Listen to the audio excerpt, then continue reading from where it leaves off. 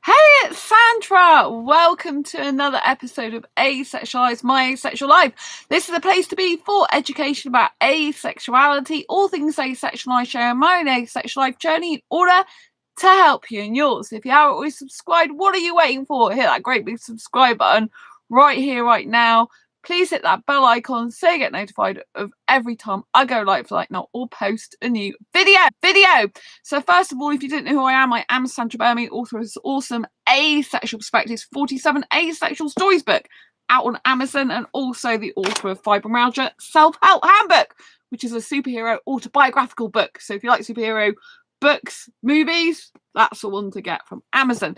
So yes, I'm going to be doing a review of Frozen the musical now.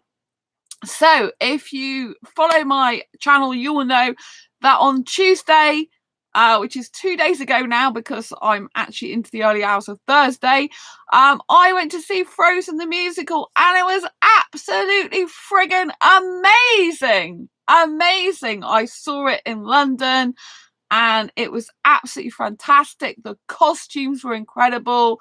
The special effects were amazing. The acting, the singing, there was a real genuine feel of friendship amongst the cast, like very much a family feel, camaraderie, and I really loved every minute of it. If I was to do any criticisms, I would say there was some songs I didn't know that weren't so interesting. They're a little bit boring compared to the rest of the well-known songs, but other than that, everything else was spot on. I loved the special effects so much. I thought they were so incredible. The way they did Elsa with the lightning and everything, they did like kissing. It looked like it was real kissing as well, and it was a lot of kissing. So in the part of Anna when she was with the bad guy and then Kristoff the good guy. And Kristoff was actually a person of colour in the musical. I really love that because I'm attracted to guys who have beautiful coloured skin. So I really like that. But yeah, the reindeer, Sven, was so amazing as well. I loved the reindeer. The way they did that was really good. Olaf actually had a person behind dressed in a white costume, so you got to see the person as well as Olaf. And he was moving Olaf, so they made it obvious. They didn't keep him like a shadow. They made him kind of like part of the actual performance, which was very interesting. Because sometimes they use, they try and black them out, but they didn't with him. But I thought Anna and the person who played Elsa were both incredible, really lovely together. Because sometimes you feel that, if there's two strong female kind of actresses, they might not get on or have such good friendship chemistry, but they genuinely did, and I love that. I love the fact that they had kids who played those parts and did them really well as well. At one point, Anna was remembering back to the childhood, and they had the kids come back again for that, so that was really good. But way they did with Elsa, and with all her lightning strikes and her special effects, the studio was just lit up and amazing. Very well done, very professional. I would highly recommend going to see it. I saw it in London, and I'm going to be posting even more pictures up, but if you see some of the pictures already, the theatre was amazing as well. It was the only thing I didn't like as well is heights, because I was up on a balcony, so that was really high up for me. But yeah, that was a bit difficult walking down there to find my seat, but I had an amazing seat. I was sat in the middle of the balcony, and I was sat at the front row, so I could just lean forward and see it all. I had no one obstructing my view whatsoever, so it was more pricey for that ticket, but it was well worth it because it really was incredible, and I loved every minute of it. I felt so happy and so excited to be there. I wish they'd belted out the Let It Go song again at the very end.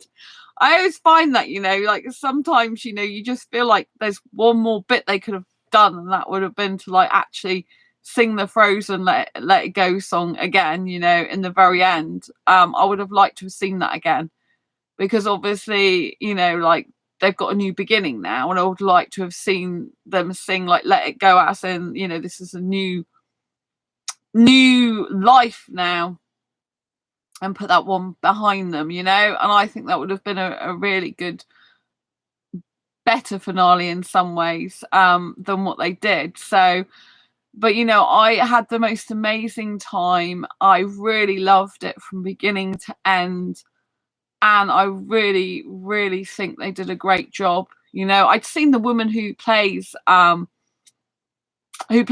I'd seen her on TV as well. My parents, I don't watch TV at my home, but with my parents, she was on a TV program, so I kind of knew who it was going to be and what to expect. But Elsa, yes, there's a lot of speculation within the asexual community that she is actually asexual, and there's a very good reason for this, but it's more shown in the second movie than the first. Now, the musical that I saw Tuesday now, because I've gone into the early hours of Thursday, was actually based on the first movie. So I'd really like to see them do the musical again based on the second movie. I think that'd be really interesting.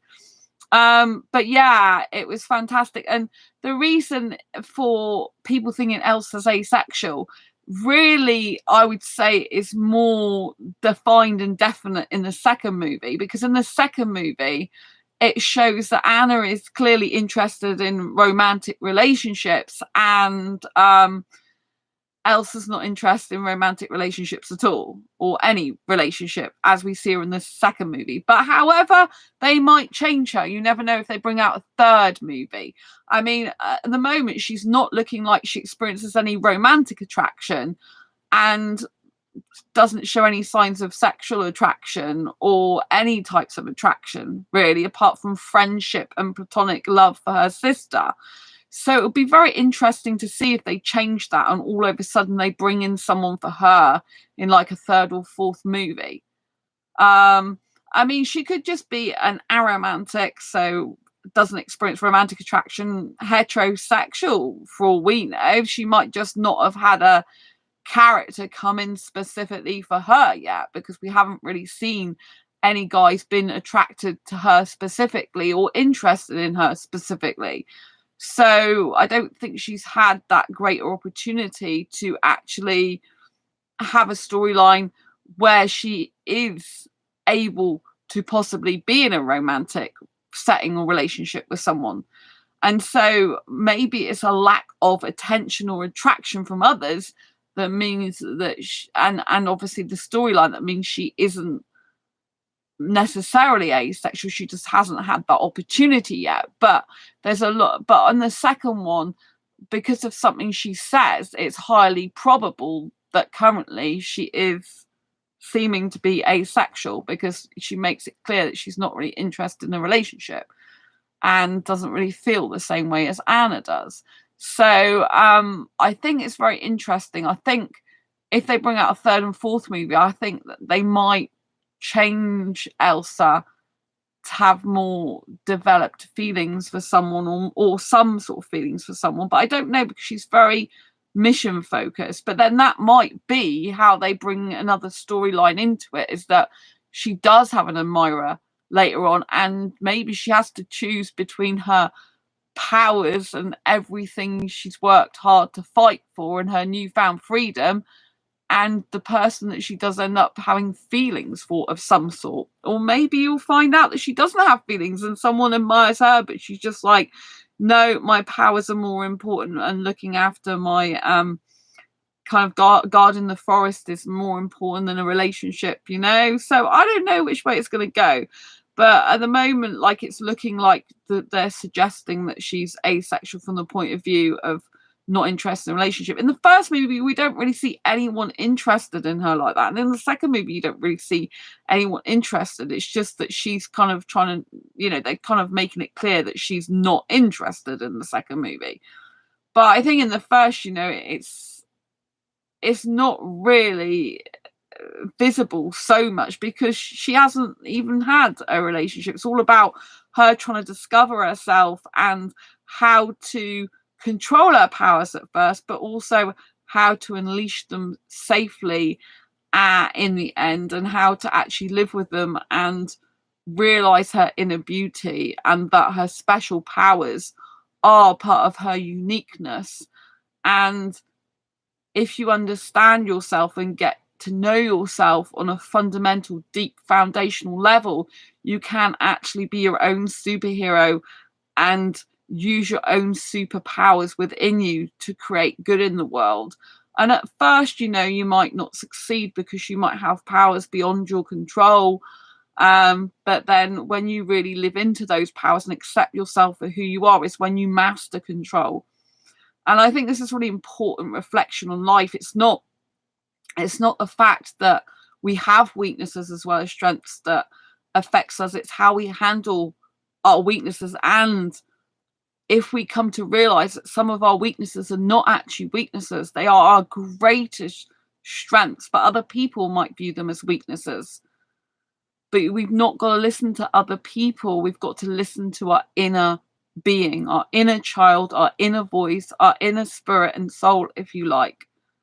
And we've got to realize that everything that's given to us is precious and true. Yes, obviously, if you've got really bad traits like narcissistic traits, abusive traits as your weaknesses, then yeah, you do need to work on that. And weaknesses do need to be worked on. But, otherwise they can be dangerous. But I think if we take Elsa as an example, the fact is that she was told to keep her feelings to herself. She was told to shut herself off from the world. She was taught to cover up her powers, and which is in the first movie, like the musical, which is fundamental to her and her being. It's only when she sets herself free that she's able to finally see her beauty and be her beautiful self. And she's able to be relaxed with who she is a lot more. And she's able to save life rather than destroy it, if you know what I mean. And when she's like hurting Anna, which obviously is not a good thing, it's kind of representative of repression of emotions. Like if you repress your emotions in life, eventually things come out. I'm coming up a lot, against. I don't like to say the word against. I'm coming up a lot. Well, if I was using this term of phrase, I would come up against a lot of avoidant people. So I'm meeting, for example, even on Facebook dating, there's a lot of guys on there, I think, that just avoidant types. They're avoidant of like feeling something for an actual person, really feeling something. They're avoiding getting into actual serious relationships. They're avoiding, they're avoiding feeling. And I think as a society, we get kind of like shut off from our feelings because we're pushed down in society saying you can't be who you are. But that's wrong. It takes courage to be who you are in a world that's trying to make you like everyone else. But if you think of Elsa, for example, it's only when she actually nurtures and nourishes who she is and she cannot take it anymore and lets go of what society thinks, lets go of what people think of her, and lets go of the powers in a controlled way, if you like, in the sense that it's not just controlled, it's like confinement.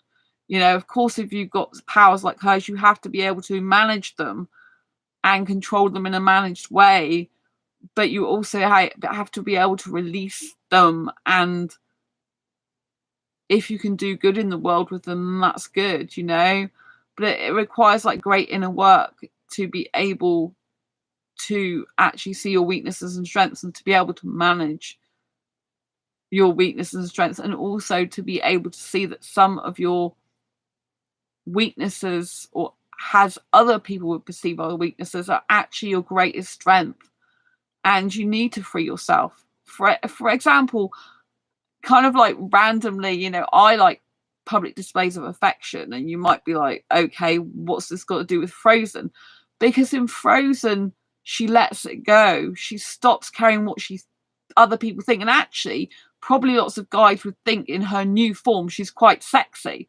That's why I'm not sure if they're gonna change the storyline to her not being asexual later on, or maybe they'll make her demisexual or demi-romantic, where she needs a strong emotional bond in order to be in a relationship with someone.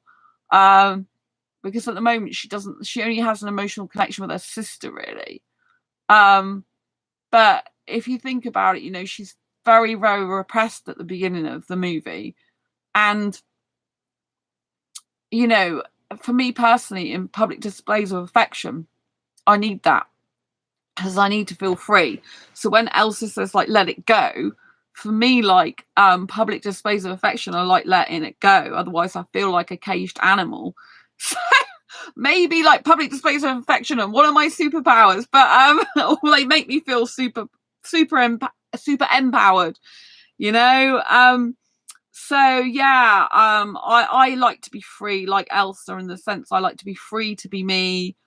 I like to be free to be beautiful me for me, and I think Elsa really does that. Like, she does come out looking a lot more what guys would, I'm not into women, what guys would think is sexy, because obviously when she's in that sparkly dress and she lets her hair down, and you know, and she's, you know, you can see her figure more, and more shapely figure is kind of more of a sexual attraction thing.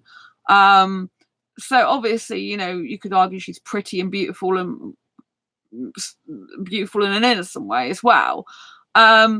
But you know, they have done I think to make her look a lot more sexier, if you know what I mean. Because Anna doesn't really look sexy; she looks more down to earth, I think.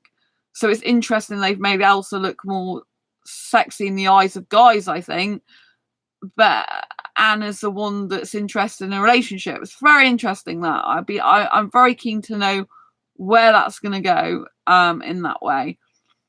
But yeah, so I think, you know, like, freedom's really important to be yourself, you know, and it takes great courage. It really does, to be your own authentic self in the world. I am really my authentic self. Like, what you see is what you get. Like, I'm like this when I'm talking to people offline, in groups, one to one. I'm the same person. I don't change my personality for YouTube or for Facebook or anything. I'm just me. And I think when you're a true authentic self, you do stand out a lot more from the crowd. It's like, even in dating, like, I'm thinking, God, nearly all these guys are just like similar or the same. And the way people stand out in the 21st century, if they're looking to date or get into a relationship, is not by doing what everyone else does or what traditional dating coaches tell you to do, like play games, and don't speak to someone for 3 or 4 days, and don't reply straight away to messages. And, you know, I mean, if everyone's doing that, then, you know, you're just going to think it's a game and this is boring, right? Actually, I think most sensible women who want a relationship would, or a person who want a relationship would actually want someone in their inbox and to be messaging them each day, and would want to, you know, if that person is keen on them, and to find out how their day is and have a proper backwards and forwards conversation. I'm just finding the guys on Facebook dating, most of them are just like, hi, how are you? And they don't want to answer questions because they don't want to get emotionally attached, because all they want is hookups. I'm not into that. It's disgusting to me, you know. And it's like, do you not have a proper conversation? This is not how you talk to your friends, is it? You know what I mean? So that really just kind of annoys me, really, and it just makes me think they're all the same, which is sad. There's a couple on there that isn't the same, but, you know, and kind of all goes the same way. And I just think it's really sad that people are like that, you know. I think in life, people should understand that relationships are precious. It's very difficult to find good people for really good friendships and good people for a good relationship. It's very difficult to find. And a lot of the time it's because people aren't even being true a lot of the time. They're just faking things. They're just being inauthentic. They're just not bothering or not caring. And, you know, if Frozen teaches us anything, it should be that to be your true authentic self and come into your own, and to just sod what everyone else thinks and just like be yourself, is the greatest gift you can ever give yourself, you know? Stop caring what society thinks and start loving and living as you. The thing I'm coming up against in terms of, like, in Indian guys, for example, is the ones I've been speaking to on Facebook dating lately. They're just like the most recent ones. They're like very family orientated, which I'm not saying is a bad thing, but it's very different. Like that they got to get their parents' permission to do things. They worry about what their mum says and their parents say, and they're like, like one guy, he said we're not suitable for a relationship. It's on about being my friend. So I let him be my Facebook friend, and then I liked one of his posts because he's got the same birthday as me. And then he told me, "Oh, can I make a request? Can you not like my post because my parents will see it, and I don't want them seeing your profile because it's got asexual sexual stuff on it." And I'm like, "No, we can't be friends then. This is who I am." It's like I don't want to be dictated to by an Indian guy or anyone, or his parents, like what I can and can't do with my Facebook and how I behave on it. Do you know what I mean? And asexuality is my whole life, so I'm like, we can't be friends. That was a quick block. You know what I mean? But I understand it's different culture, and some Indians just live for their parents basically. But I could never do that. Like I love my parents to bits, but me and my parents are very different. If I lived how my parents wanted me to live, I wouldn't be a happy person because I'm completely different to them. They're introverted, I'm extrovert. They like peace and quiet, I like noise. They don't really do public displays of affection. I love public displays of affection. They're not into that. So there's a lot of things that me and my parents are the opposite on. And so if I was living as an Indian woman and I had my parents who wanted me to live the life they want to live, I would be deeply unhappy if I was to live like them and try to be like them, because I'm the opposite. Do you see what I mean? So I love my parents dearly, don't get me wrong. I'm just using this as an example. So, and obviously I'm very independent and my parents, don't make me like them, so that's good. But if it was if it was an Indian family, just imagine that. It would be horrendous. I could never live someone else's life, and that's an important message I think from Frozen, is stop living other people's lives. Stop living as other people wish you to live. Stop playing small. Stop covering up your beauty and your magic and your wonder, and literally just let it all go and say, you know what, I'm just going to be me, because that's the best thing in the world. And to just be me, just set yourself free, to be who you're born to be. Like I don't get shy about the fact that like I like younger foreign guys, younger Indian guys in their 20s. I don't get shy about that, but loads of people would, because I believe in living like my life authentically. What makes me laugh, I get loads of Indian guys going, "Why do you like Indian guys so much?" Or "Why do you want an Indian guy?" It's like almost like they're telling me that Indian guys are that bad or something, because why they're so surprised I like them. It's just quite ironic, really. I'm like, you're kind of like, they say it in like a bit of a complaining tone, like, "Why do you like them so much?" You know what I mean? It's because I do. I believe my soulmate's Indian since 2014. I'm spiritual. So if I believe that, I believe that, and I've got most attractions and connections for them. So that's the way it is for me, Doesn't mean to say I'm not attracted to other guys. But that's my top attraction. I just believe in going for what you want in life and just writing it out. This is what I want, and get it. You know what I mean? Go for it. I think with dating relationships, like, it's going to take me years. It's taken me. I've got a new asexual friend now from my meetups, and I've always wanted an asexual friend in my city. You've seen her on my channel recently. She did the karaoke singing. And so I've like not had any friends in my city since my asexual journey started in 2014. And then I started this channel in 2015, started doing meetups in 2015. It's taken me like 7 years to find someone for an actual friendship in my city. And I get on really well with her. So she's an incredible person, very honest, trustworthy. I trust her a lot. So even though we haven't known each other long, but it's 2022 now, and I've been doing meetups since 2015. So that's taken me 7 years to find a decent friend, and she's just turned 21 actually. So obviously I do like hanging out with people who are in their 20s anyway. Obviously she's female and I'm attracted to guys romantically, so we're just really amazing friends. But I'm just saying that, what I mean, if I can get a friend who's amazing, then obviously I can get an Indian guy who's going to be amazing in his early to mid 20s as well, I believe that, and I just know that's what I'm meant to be, because I just prefer a younger age group. It's just kind of who I am. I don't relate to my birth certificate age at all. And like, it's much more important to be your true authentic self and go for what you want in life than it is to just be dictated to by society. But going back to the actual musical, like I said, the costumes were fantastic, the special effects were fantastic. There was a great family feel to the musical. The theatre was amazing. It was beautiful, beautiful architecture, beautiful scene. We weren't allowed to actually film the actual musical itself. I could take pictures just of the theatre itself and before the performances, but it was strictly no cameras, so I couldn't record any of the performance for you. But there are some photographs on my community tab. If you haven't yet checked out the community tab, please check it out. That's where I do all my posts.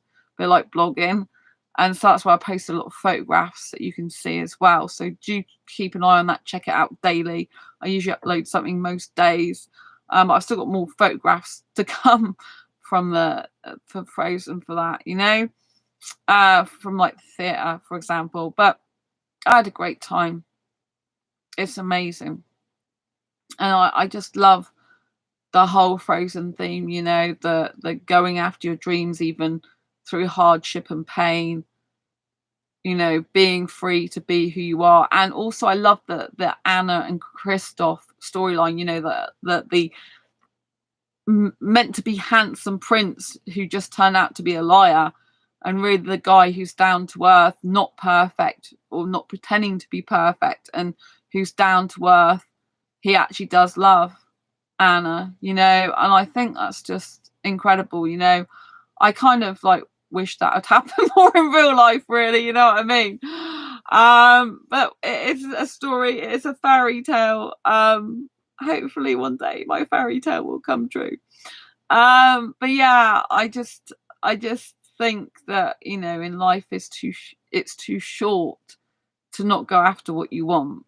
And I do believe fairy tales can come true, actually. I'm very hugely romantic girl, and I do believe that if you go after something for so long, eventually you'll get it, because you just won't accept no for an answer to your own dreams, and you just won't let anyone stand in your way, and you have to be relentless. It's only when Elsa accepts who she is, and instead of running away from it, uses it for the greater good and learns how to control her power and how to work with it best, that life completely changes for her. And I think that's a great big lesson to learn, about yourself, is to like look deep within and introspect and ask yourself, what's your greatest strengths? What's your greatest weaknesses? Are you being honest with yourself? Are you being honest with other people? And do you have special superhero powers within you, or special powers? Do you have special qualities within you that maybe other people might not see as special qualities, but if you actually followed those qualities, follow those pursuits and dreams more, would people see the beauty in you because you see it in yourself? I would urge you to see the beauty in yourself. Life is so short, and you spend 365 days a year with yourself. So if you don't love and like yourself for who you are, it's going to be a hell of a ride. So, back in 2012, I started my self-love journey, and, I stopped all the depression talk, the bad talk to myself that year. And I changed my life, having fibromyalgia, so chronic pain conditions affects the nerves and muscles of the body, disability for life. And after 6 months of coming to terms with it, I then kind of realized that I had to stop the negative self-talk, otherwise I'd end up on crutches or in a wheelchair for the rest of my life. And I actually realized that fibro is my superpower. That's why I've done fibromyalgia self-help handbook. You can see on the back there, I'm a superhero dressed in my Ace Fibro Girl outfit. Ace is sang or colloquial or nickname for asexual, and most people would say that fibro is the worst thing you can have in the world and not wish it on anyone. I don't wish it on anyone, but I've I'm able to have less pain, more energy, and feel happier even with the condition. I feel happier with it because I was depressed before. If it wasn't for my fibromyalgia, I wouldn't have stopped being depressed. I got bad again at the end of 2020, and last year was really bad. So I never thought I'd go back to that after 8 years. But that's because I had a situation with a job which I couldn't bear. It was horrible, and got very poorly over it. But I'm back to being my superhero self now, so I'm really happy with that. You know, it took me a year to leave, but you know, I didn't give up. I thought about what I needed to do as a solution. I managed to get there, but it was hard, very hard. But you know, my point is that we've all got like the ability to be our own superhero to ourselves, save ourselves from pain, and come into our own and be authentic. You know, I hear people sometimes say to me, "Oh, I change to whatever the environment is." And when you start changing like a chameleon, how can you actually be yourself?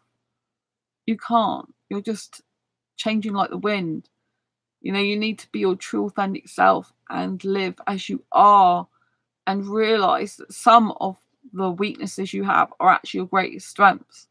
Like, I have been criticized in the past for talking a lot, but if I didn't talk a lot, I wouldn't be able to do this show, would I? So you see, talking is my superpower as well. Anyway, I think at the moment Elsa is asexual, or so it would seem, but I'd be interested to know what happens from then on. Anyway, thank you for the thumbs up. Love you lots. Take care. Don't forget to subscribe if you haven't already, and hit that bell icon so you get notified of every time I go live. Right now, post a new video. Thumbs up, and I'll see you soon. Take care. Bye. Lots of love. Thanks for being here.